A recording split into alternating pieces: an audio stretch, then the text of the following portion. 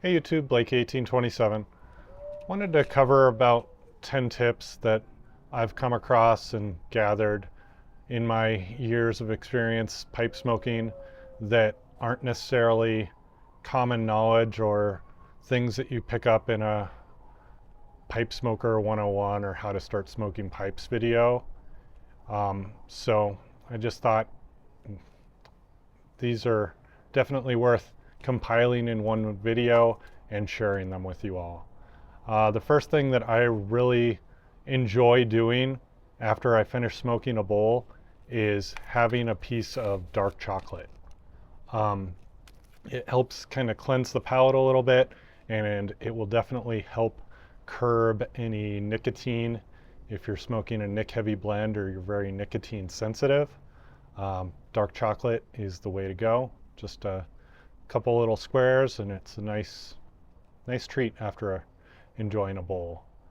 The other thing that I wanted to recommend along with that is if you're experiencing tongue bite, and tongue bite is more or less a chemical reaction in your mouth from the acidic flavors and steam and smoke of the tobacco reacting with your mouth.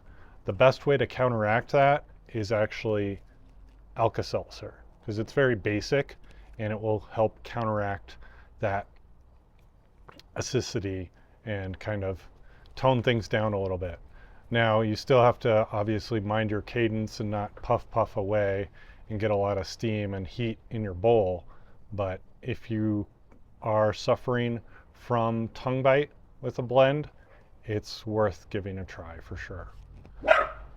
Another tip that I learned long ago was from Aristocob, and that was also cleansing your palate with flour or corn tortilla chips after you smoke. Some blends you smoke, like a heavy English, and it will really kind of coat your mouth, and you can brush your teeth and eat a meal and you'll still feel it and taste it in your mouth. If you want to ever really clear that out or get rid of that taste and that flavor in your mouth, some corn chips or tortilla chips is the way to go.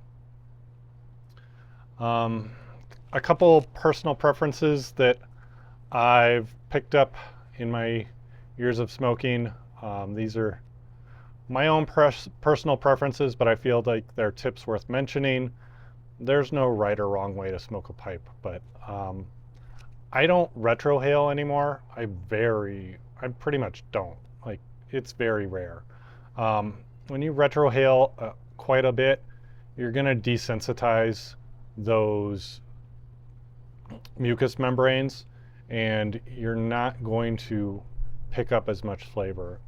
I've mentioned a video in the past, a cigar video, where a cigar expert guy kind of goes through his whole method of how he retrohales and uses it to taste tobaccos a little more deeply. I'll leave a link in the comments below once I find that video. Another big pet peeve of mine that I see happen a lot of times, and again, there's no right or wrong way, but when you're opening a new tin of tobacco, especially something that's been sitting in your cellar and has age on it, decant the tobacco. Pop open the tin and let it breathe. Pour it out on a plate, pour it in a bowl. Give it some time to air out and breathe, at least a little bit of time. If you can give it a few days sometimes to wait, I know it's hard to be patient with our hobby sometimes when you're super excited to try a new blend, but when you can decant your tobacco and let it breathe, you'll definitely notice different flavors. And sometimes, especially with aged tobacco that's been oxygen deprived for years and years, if you decant it and let it breathe for a few days, you'll notice it gets very dark very quickly. If it's like a bright or a yellow Virginia, you'll notice that it starts to turn dark fairly quickly. after just a few days. And the taste difference with giving it that time to decant and breathe will definitely make your enjoyment much better, in my opinion. Another thing along with that is on newer blends, let them, or if you're blending your own tobacco, like on these small batch releases and things, they are getting canned and jarred up, and they're only sitting in the tin for a few weeks sometimes before they arrive at your doorstep if you're ordering something that's right at the drop. So it's going to taste different if you hold on to it for a few months or a few years and let those flavors marry versus something that was just blended or pressed and sliced and jarred up. So giving your tobacco time to age or letting blends marry will make a huge difference. One key example of that that I had was with a seasonal aromatic. Strauss Tobacconist's Sleepy Hollow comes out once a year in the fall. And the first time I had it, I ordered it and I smoked it and I didn't really like it. And I let it decant and air out. And then I came back to it, still didn't really like it. Came back to it a year later, it was great.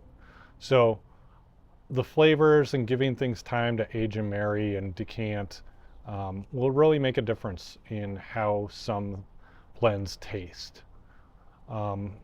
Another thing to think about is using different pipes, whether they're different sizes or shapes or different materials, a cob, a morta, a clay, a meerschaum, versus just smoking a briar, and different shapes of pipes and different bowl dimensions, different packing methods, as well as different times during the day and different seasons.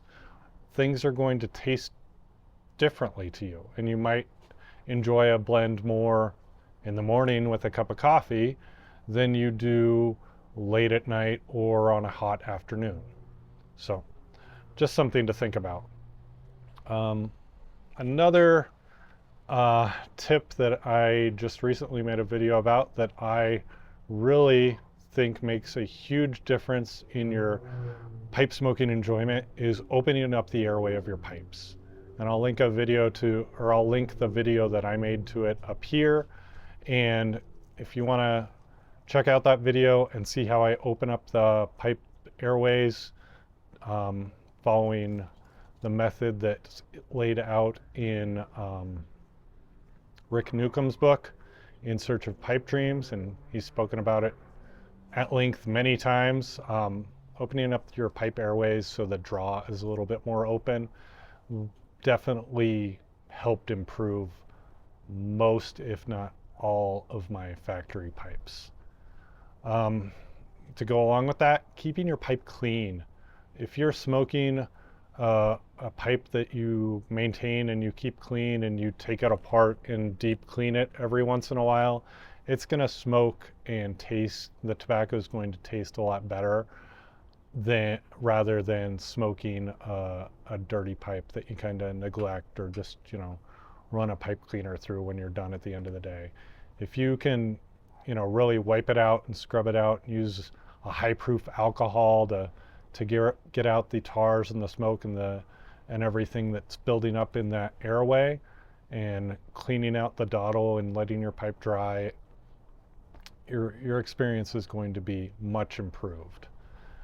And then the last real big tip that I wanted to share with everyone is join a pipe club, or if you don't have a local pipe club, at least go experience a pipe show. You'll meet other pipe smokers. I know our hobby is excessively solitary, and meeting other pipe smokers and experiencing other tobaccos and sharing with everyone, while it's great to do here on the YTPC on YouTube, doing it in person at a pipe show or with a pipe club it will just take your enjoyment of the hobby to another level for sure. All right, I hope those tips were helpful to everyone, and I'll talk to you later.